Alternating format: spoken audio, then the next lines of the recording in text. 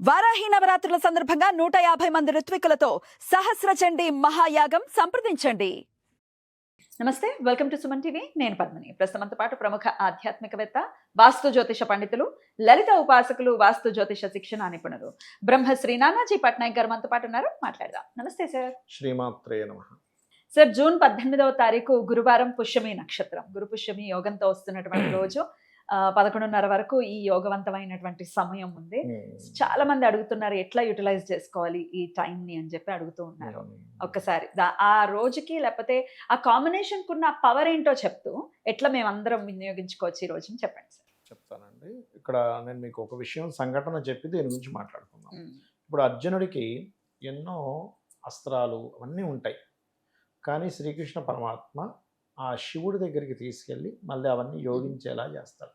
అంటే ఏమిటి, నువ్వు ఏ కర్మ చేస్తున్నా కర్మకి మళ్ళీ దైవానుగ్రహం కావాలి. కర్మకి కనుక దైవానుగ్రహం లేకపోతే ఆ సంకల్పం దైవ సంకల్పం అవ్వదు. దైవం సంకల్పించుకుంటే పని అవుతుంది, కానీ నువ్వు సంకల్పించుకుంటే పని అవ్వడం కాదు అనే విషయాన్నే గురు పుష్యయోగం కూడా చెప్తుంది. పుష్యమి నక్షత్రానికి శని అధిపతి. ఆ శని యొక్క నక్షత్రం గురువారం రోజు వస్తే గురు పుష్యమి యోగం. అంటే నీ సంకల్పము, నీ యొక్క కర్మ దేవతకి అర్పిస్తూ దేవతా సంకల్పంతో నీ పని అవ్వడమే. ఆ రోజు కనుక మనం ఫలానా సంకల్పం, అంటే మనం ఫలానా కర్మ నక్షత్రం అయినటువంటి పుష్యమి నక్షత్రం రోజు నువ్వు పనిచేస్తున్నావు, దానికి అధిదేవత కూడా బృహస్పతే చెప్పాలంటే, గురువే. అందుకే ఆ యోగం ఆ యోగం కూడా. అయితే అందుకే మీకు చూడండి, ఎనీ పుష్యమి నక్షత్ర 90% ఆఫ్ కేసెస్ ఈజ్ డ్యూయల్ మ్యారేజ్లు అవుతుంటాయి పుష్యమి నక్షత్రానికి. అయ్యో, మరి ఇంత పవర్ఫుల్ కదా. అలాగే స్లో మా లైఫ్. అందుకే చూడండి, ఆ నక్షత్రాన్ని వివాహానికి ముహూర్తం బెటర్. అవును, ఎందుకు బెటర్? బికాజ్ ఆఫ్ దానికి డ్యూయల్టీ అనే లక్షణం ఉంది కాబట్టి. అనురాధకి పూర్వభాద్రకి పెడతారా? పెడతారు. పుష్యమికి బెటర్. ఎందుకంటే దానికి అది దేవత ఇతను కాబట్టి. అయితే అనురాధ మళ్ళీ అందరికీ పెట్టరు, కొన్ని ఉంటాయి, దాని లెక్కలు ఉంటాయి, అట్లా అనమాట.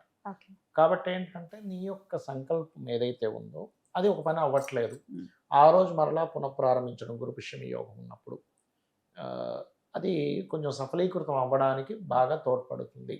అయితే ఆ రోజు చేయవలసినటువంటిది ఏం చేయాలి? ఆ రోజు శని యొక్క మహాదశ నడుస్తూ జన్మజాతకంలో శని ప్రభావం అస్సలు బాగాలేదు అన్నప్పుడు కూడా గురు పుష్యమి యోగం రోజు మీరు దగ్గరలో ఉండే ఆలయాలకి నూనెని కైంకర్యానికి వాడడానికి ఇవ్వడము, గోవుకి బెల్లము తినిపించడము, ఇవి ఎక్కువగా చేస్తూ ఉండాలి. ఇవి మీరు ఎంత చేస్తూ ఉంటే అంత బాగుంటుంది, గుర్తుపెట్టుకోండి. ఇవి ప్రధానంగా చేయాలి. ఇక రెండో విషయం ఏమిటి అంటే, ఆ రోజు గురు పుష్యమి యోగం కలిగిన రోజు, అంటే ఆ పర్టికులర్ రోజు పేదవాళ్ళు ఉంటారు, వాళ్ళకి ఏదైనా మీరు పంచిపెట్టడం కానీ, మరియు హాస్పిటల్స్లో రోగగ్రస్తులు ఉంటారు, వాళ్ళకి ఏదైనా పళ్ళు ఇవ్వడం. ఎందుకండి ఆ రోజు ఎందుకు చేయాలి అంటే, శని కర్మకారకుడు. ఇప్పుడు ఒకరికి సహాయపడడం ఇవన్నీ ఏంటి? దైవ కార్యాలు అవన్నీ కూడా. మనం ఒక సహాయపడుతున్నాం అంటే దేవుడు మెచ్చుకుంటాడు, ఒకరిని ఇబ్బంది పెడుతున్నాం అంటే దేవుడు శిక్షిస్తాడు, ఇది మనకు తెలిసిందేగా.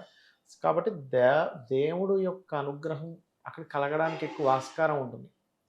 అంటే నువ్వు ఒక మంచి పని, శని ఎవరికి కారకుడు? కార్మికులకి, కర్షకులకి, ఏజ్డ్ పర్సన్స్కి, రోగగ్రస్తులకి, వీళ్ళందరికీ శనే కారకుడు. అందుకే చూడండి, ఎనీ సాటర్న్ మహాదశ అంతర్దశ ఎక్కడో దగ్గర చిన్న హెల్త్ ఇష్యూ అని ఇస్తుంది, ఇవ్వకుండా ఉండదు సాటర్న్లో. ఖచ్చితంగా ఎంతో కొంత ఎల్నాడు శని ఇవ్వాలంటూ ఏం లేదు. మహాదశలో అంతర్దశలో 4-6 కనెక్టివిటీ వస్తే ఇస్తుంది. శనికి 4-6 కనెక్టివిటీ వచ్చిందంటే డ్యామ్ షూర్గా ఆ అంతర్దశ అయిపోయే లోపల హెల్త్ ఇష్యూ అవ్వాల్సింది, ఇంకా అందులో డౌట్ ఏం లేదు. దానికి గోచార శని కూడా వచ్చి, లేకపోతే గోచార కేతు కూడా వస్తే ఇంకా. అందుకే ఆ టైంలో ఏం లేదు. జ్యోతిశాస్త్రం ఎందుకుంది అంటే, నీకు ఈ టైంలో ఇలా కలగబోతుంది, నువ్వేం చేయాలి? పెట్రోల్ తక్కువగా ఉంది, నువ్వు మధ్యలో పెట్రోల్ బంక్ వస్తే పెట్రోల్ కొట్టించుకుంటావు.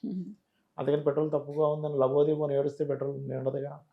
అలాగే అలాగే అలాగే ఇక్కడ నీకు ఈ మహాదశ అంతర్దశ వస్తుంది కాబట్టి నువ్వు ముందు నుంచే నీ హెల్త్లో కేర్ తీసుకుంటావు.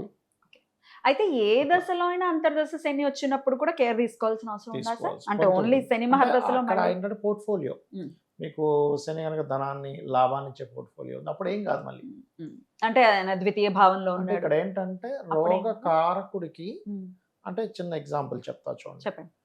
ఇప్పుడు ఒక బాగా ఎద్దు ఉందండి, మంచి ఒక దానికి ఏదో సినిమాలో చూపిస్తారు, కారంలో పెట్టడానికి పోయి పొడి చేస్తుందని.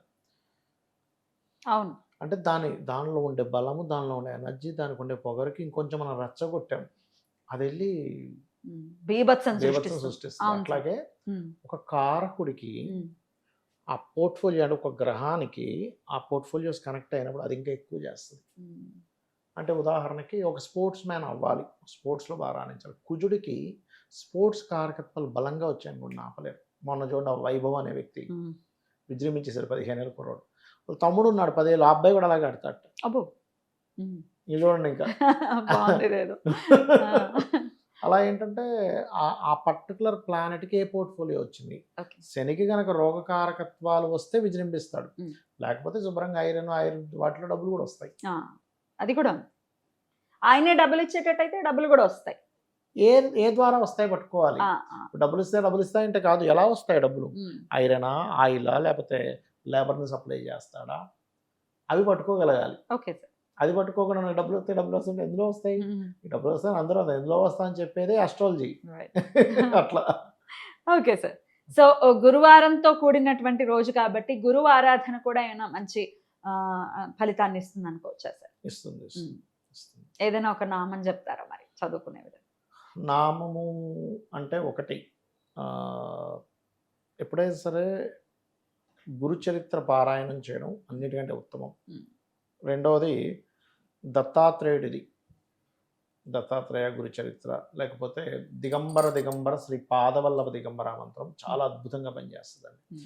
నేను చాలామందికి సంతానం లేదు అన్నప్పుడు ఈ మంత్రం వాళ్ళకి ఎన్ని సంవత్సరాల నుంచి లేకపోయినా టక్కన సంతానం కలుగుతుంది. బాబా. సో గురువు సంతానాన్ని కూడా ఇస్తారు. ఇస్తాడు, గ్యారంటీ. గురువు ఏమి ఇవ్వలేడు, అన్ని ఇవ్వగలడు. అన్ని ఇంకొకటి సార్, ఈ టైంలో అంటే చాలా ఆస్పీషియస్ టైం కదా, ఇంక ముహూర్తాలు ఏం చూడక్కర్లేదు, ఏదైనా వాహనాలు కొనుక్కోవాలంటే కొనుక్కోవచ్చు అని నేను వినడం జరిగింది. నిజమేనా? అంటే ఒకటి, మనము వర్జము, దుర్ముహూర్తము, యమగండం చూసుకోవాలి. అవి కాకుండా మనకి తెలియక వాటిని విస్మరిస్తూ కేవలం రాహుకాలని చూస్తున్నాము. అవి కాకుండా మనం మంచి సమయంలో తీసుకోవచ్చు. అంటే ఏమీ లేదు ఇక్కడ. ఇప్పుడు ఈ రోజు మంచిది ఓవరాల్గా, కానీ ఆ ఒక్కరోజు మంచిదని వెళ్ళిపోయిన దానికి ఆ రోజులో ఏ పాయింట్ మంచిదో అని చూసుకొని వెళ్ళిందని చాలా తేడా ఉంది. రైట్. 4th house పాడవకుండా చూసుకోవాలి. మీరు వాహనం తీసుకుంటున్నారు లగ్నం నుంచి, లేదా గృహప్రవేశం చేస్తున్నారు, దాన్ని ముహూర్తం అంటాం. అంటే ఓవరాల్గా ఆస్పీషియస్ డే, అందులో మీకు ఏది మంచిది అనేది ఇప్పుడు కూడా బట్టల షాప్కి వెళ్తాం, అన్ని బట్టలు మంచివే, కానీ మీకంటూ ఒకటి నచ్చుతుంది కదా, చూస్తుంది. ఫలానా శారీ, ఫలానా డ్రెస్ అంటున్నాక అవును సార్. అట్లా. ఇది కూడా అలాంటిది. అలాంటిదే సేమ్. రైట్. అద్భుతం సార్, చాలా బ్యూటిఫుల్ గా ఎక్స్ప్లెయిన్ చేశారు. ఖచ్చితంగా వచ్చేటటువంటి ఈ పవర్ఫుల్ డే డెఫినెట్ గా మళ్ళీ వస్తుంది, ఎప్పుడు వస్తుందో తెలియదు, రేర్ గా వస్తుంది. వినియోగించుకోవాలి మన వాళ్ళని మనవి చేస్తూ అద్భుతంగా వివరించినందుకు కృతజ్ఞతలు సార్. నమస్తే. శ్రీమాత్రే నమః.